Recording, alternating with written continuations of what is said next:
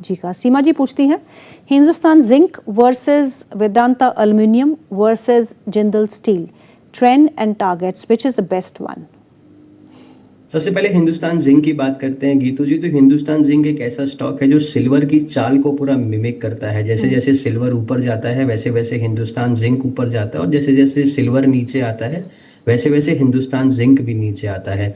अभी पिछले कुछ समय से आपने देखा होगा लास्ट वीक से गीतू जी, जो कि प्रीशियस मेटल्स में एक अच्छी रिकवरी आपको देखने मिल रही है। सिल्वर जहां 2,15,000 2,20,000 से आज 2,40 के पास आके खड़ा है। अगर आप नोटिस करेंगे हिंदुस्तान जिंक में भी हमें उस प्रकार का ही एक मूव होता आता हुआ दिख रहा है। जी। तो क्योंकि हम ब्रॉडरली प्रीशियस मेटल्स पे बहुत बुलिश हैं, हमें लगता है प्रीशियस मेटल्स यहाँ से काफी ऊपर जा सकते हैं, एंड हिंदुस्तान जिंक उस सेक्टर का सबसे बड़ा बेनिफिशियरी है। एंड वो सेम जो बुलिश सेटअप है वो हमें हिंदुस्तान जिंक के ब्रॉडर बड़े हायर टाइम फ्रेम चार्ट्स पे भी बनता हुआ दिख रहा है।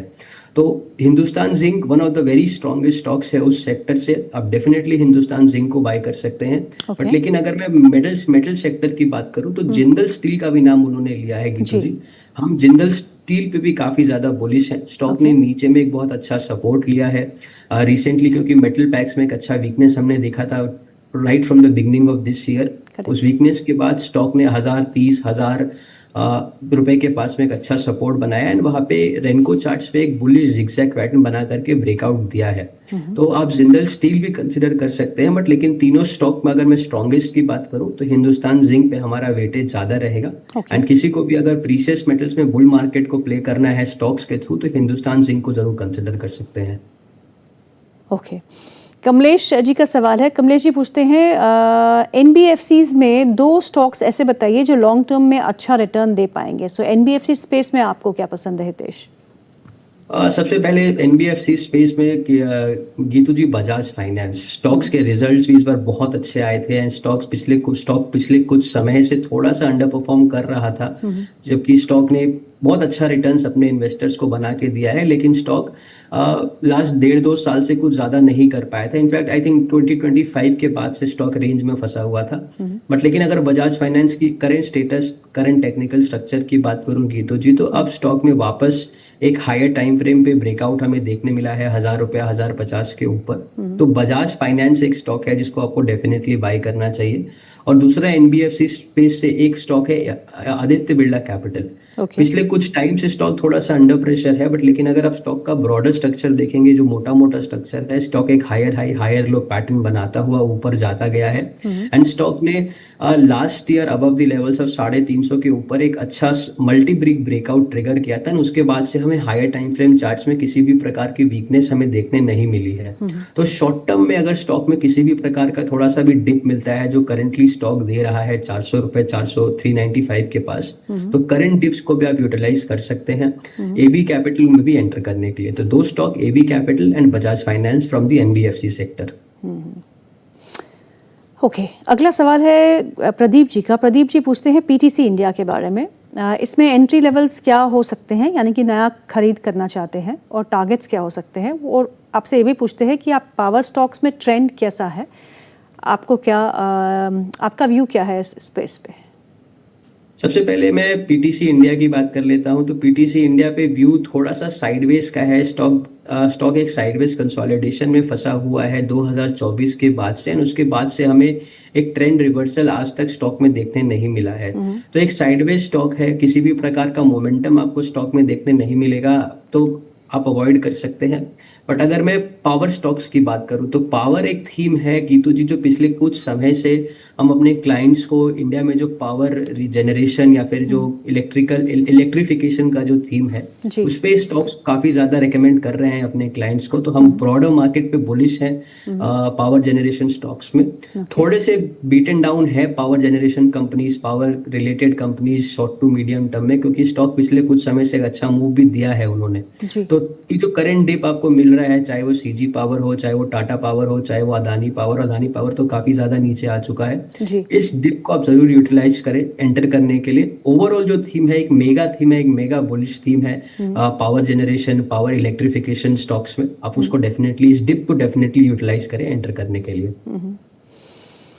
ओके। अगला सवाल जो है वो सानवी का है। सानवी पूछती है MTR technologies at 7200 rupees, hold करूं या exit, view on long term investment?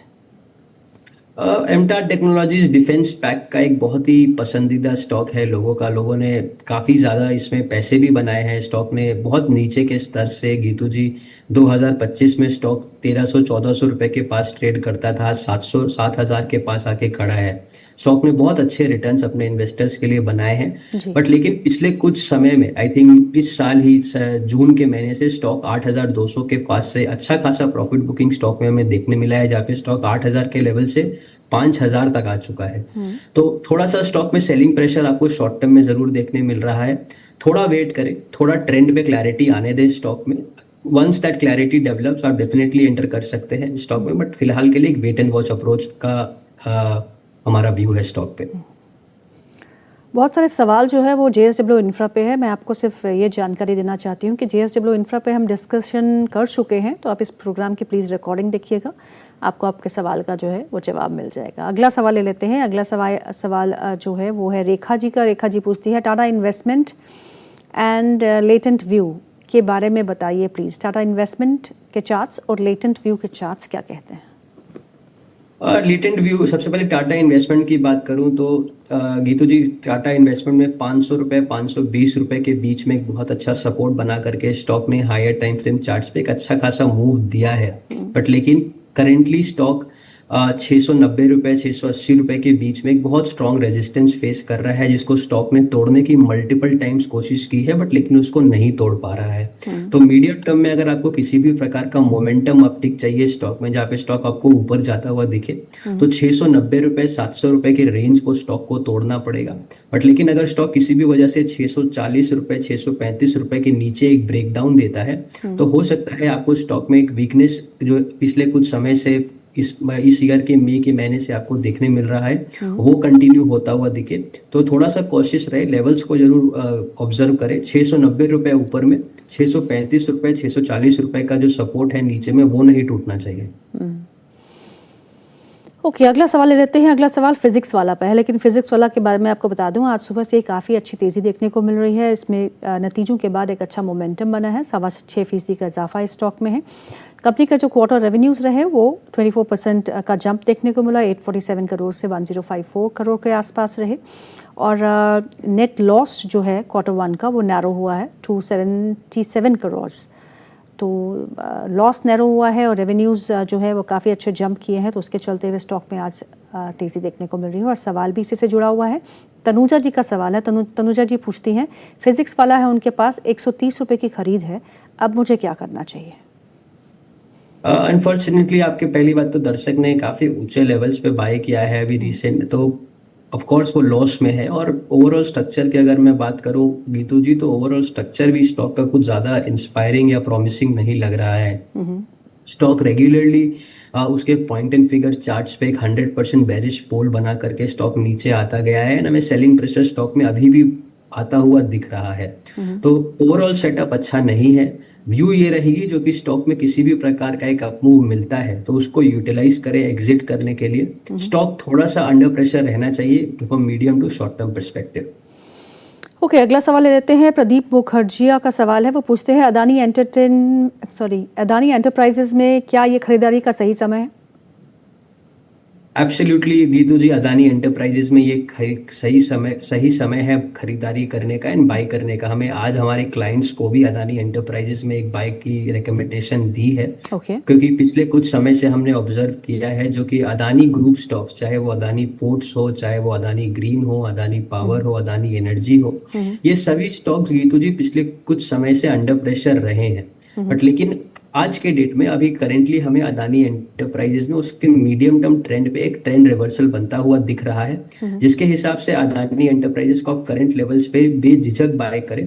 But लेकिन एक चीज ध्यान रखें, क्योंकि एक ट्रेंड रिवर्सल सेटअप है, स्टॉक में ट्रेंड रिवर्सल बन रहा है, तो यहाँ पे आपको वोलेटिलिटी बहुत ज्यादा देखने मिल सकती है।